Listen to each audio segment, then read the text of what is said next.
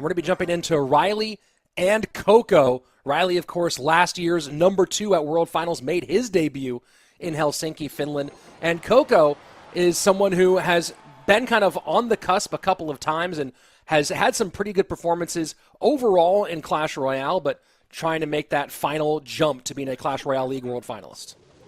Ryley now contends with the first barrel, and that's an interesting question, Josh. What do you, when you look at what Ryley's got going on, unless maybe, I don't think anything's buried at this point, so how do you imagine him contending with those barrels as they come in faster and faster as the game goes on? Yeah, it's going to be interesting to see what his last two are, because if he has Mega Knight, this could be relative. I mean, we could see him build pushes. Coco, he still hasn't shown his last card, but you have to assume it's probably going to be a smaller spell. Usually you don't run bait with no small spell. So, okay, and so Coco's going to have the vines. I'm just waiting to see if Ryley has P.E.K.K.A or Mega Knight. It feels like every single time I'm trying to predict yesterday, I got it wrong. But I think he has to have P.E.K.K.A at this point. And there you go. There you go. And welcome to Casting Clash Royale, as that is always the case. So Mega Knight does kind of change the conversation a little bit here, as you were talking about. You able to jump on top of those barrels and use that to create a counter push. Yeah, it's a lot easier to just set them up in the back and see how much value you can get. We see the Golden Knight on the right side. Has to activate the ability without getting the Valk. I don't know if I would have preferred to see him use the Golden Knight on the left just because he's trying to utilize the ability, but right there, uses it on the right. Bomb Tower plus Dark Goblin. Dark Goblin runs away, so that forces the extra Electro Spirit out. Ram Rider should connect, and it does.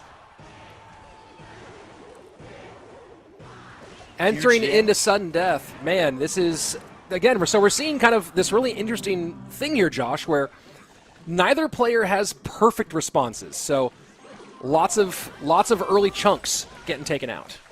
Yeah, and that's a great use of the vines right there. Golden Knight almost able to get the dash on top of the E-Spirit. Not going to be the case. Ram Rider at the bridge. No rage is going to follow just because Coco is going to lock everything up with the Bomb Tower. But yeah, that's a great point to say that neither player has the right answer. That's totally true with this matchup so far.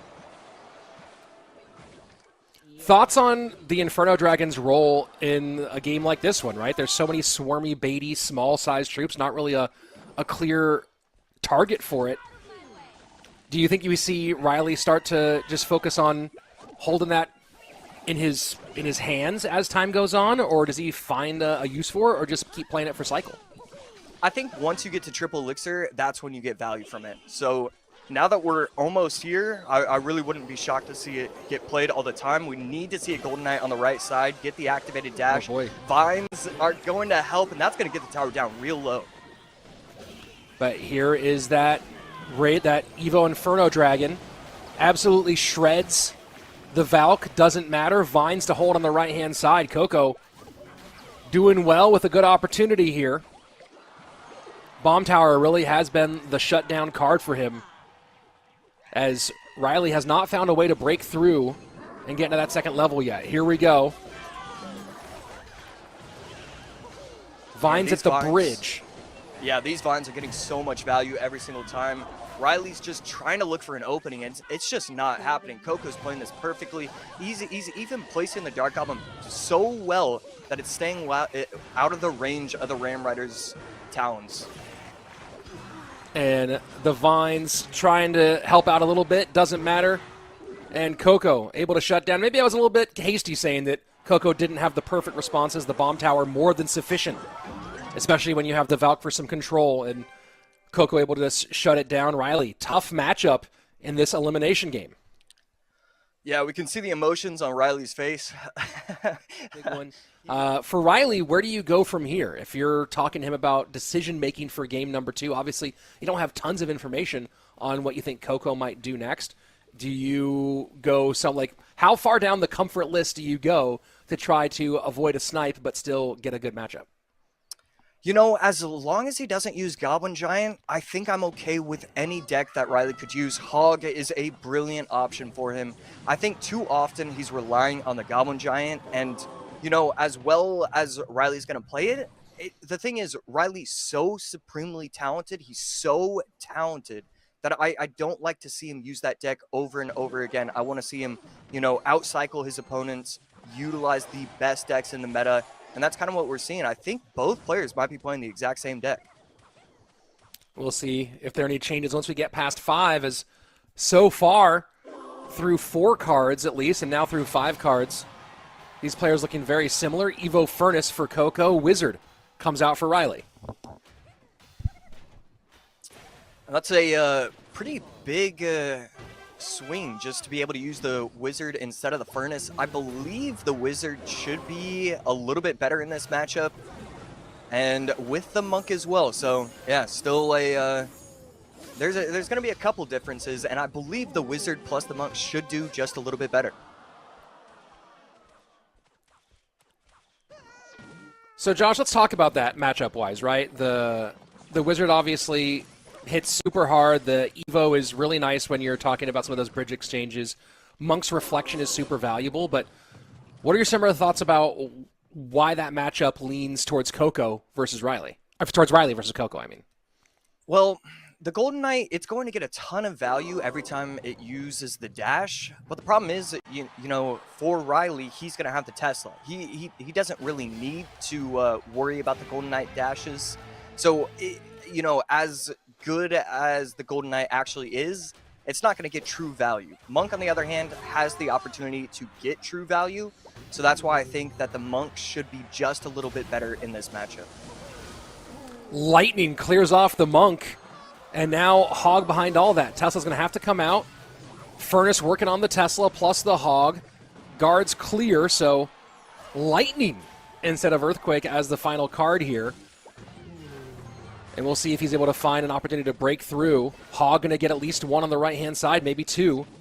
And no, Guards shut it down. Hog pushed the opposite way. Just going to go with the pre-log. Going to be able to catch the Ice Spear, so that's pretty massive. Hog should get at least 1. Could it get a second one? It won't. And that would have been absolutely massive for Ryley. So Coco finally using all his cards. Ryley knows now what he has to match up against. And so we are going to be seeing high Teslas from both players every single time. And right there, except that one, basically, just because he doesn't want to have to worry about the offensive Tesla pressure from Ryley. Coco sets up to the right-hand side.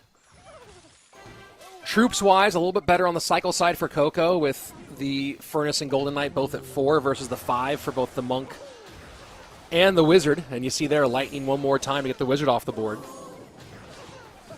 But of course, the spell difference, 6 elixir for that Lightning, just 3 for the Earthquake. Yeah, and beautiful activation of the ability from the Monk. I'm pretty shocked to see that the Monk was able to reflect and then take out the entire Furnace. 2367 to 2294 crosswise. Ryley trying to keep pressure on. Earthquakes, late Tesla to avoid the Earthquake damage. Log for some chip on the left-hand side. Ryley now with about a 300 HP lead. Right there, this is going to be a ton of damage. He's going to be able to get the guards, maybe the Ice Spirit as well. Not a third shot, second shot, whatever that was. But now Coco takes the lead, triple elixir underway. A lot of expenditure there for Ryley to recover in that one. And now there's a lot on the board. This might be very difficult to handle. Coco not quite to Lightning yet, doesn't need it though. Gets 2 hog shots. Ryley trying to respond in kind, but Lightning takes the Wizard off the board.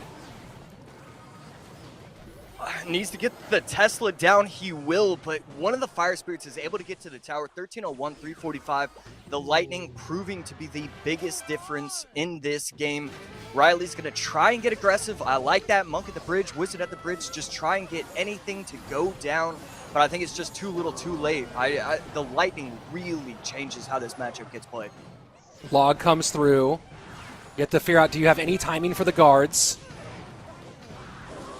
Coco might just opt to play defense, not even spend for the Lightning. And very smart, throws it at the very end.